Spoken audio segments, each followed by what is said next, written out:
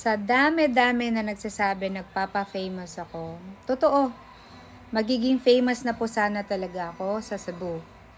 Kung pumayag lang ako na maging parte na isang Bisaya na TV series sa Cebu.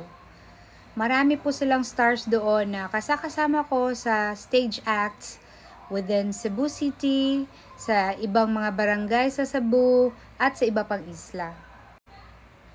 Siguro kilala nyo si Gulayat, si Kuling, si Peter, at marami pang iba, diba? Yes, nakasama ko sila sa stage acts sa Cebu. Ano bang nangyari? Okay, background tayo. 5 years old pa lang po ako.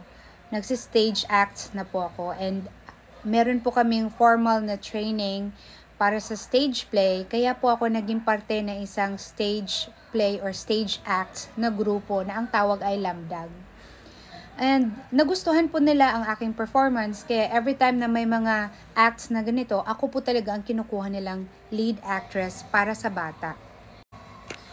Nung time na nun, syempre gusto ko din na magkaroon ako ng sariling source of income, kaya nagtitinda po ako ng yema. So every time po na nagpa-practice kami, kinakain po nila yung yema na binibenta ko. Kaya lang ang problema, yung mga ibang kasamahan ko sa drama or stage act, hindi nagbabayad. So parang bilang bata na may prinsipyo, naisip ko na kung ganito nga sila ka-dishonest ngayon, paano pa kaya in the future? So talagang parang nagtitimpi na lang ako at iniisip ko na ayaw kong maging kasamahan ng mga taong dishonest. So, yun nga, nagkaroon kami ng stage act sa isang lugar at sabi ko sa sarili ko na last na to, hindi na talaga ako sasama sa kanila. At sinabihan ko yung papa ko kung bakit ayaw ko na silang makasama. Until during that time din, meron ding offer na TV series sa Cebu. So, yun, sinabi ng tatay ko na ang magdedesisyon dyan ay yung anak ko kung gusto ba niyang maging parte ng TV series na yan. And sabi ko, no, hindi ako papayag, hindi ako magdadrama, hindi ako mag-a-act, mag-aaral lang ako. So, to cut the story short, dahil sa prinsipyo ko, hindi ako nasaling sumikat sa mga taong dapat kasabayan ko noon sa TV series na yon, but for me, it's okay. Kasi prinsipyo para sa akin ang importante.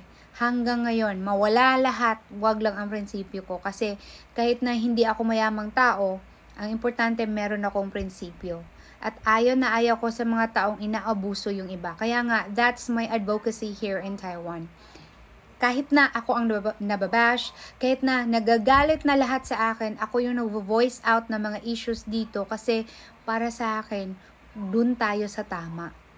Perfect ba ako para magsabi ng tama? No, I'm not perfect. Ang dami ko ring kamalian, pero dapat ba i-promote natin yung kamalian? Dapat ba hayaan natin yung mga masasama dyan dahil hindi ka perfect?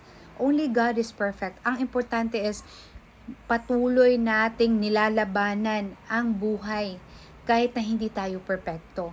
Kaya para sa mga tao na gusto mo bang maging famous, sa totoo lang kung gugustuhin, pwede, pero hindi sa ganyang paraan.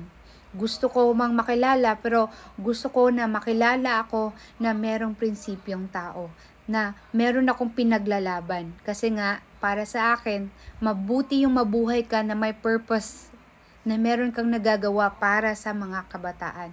Kasi, ang puso ko ay para sa mga kabataan natin.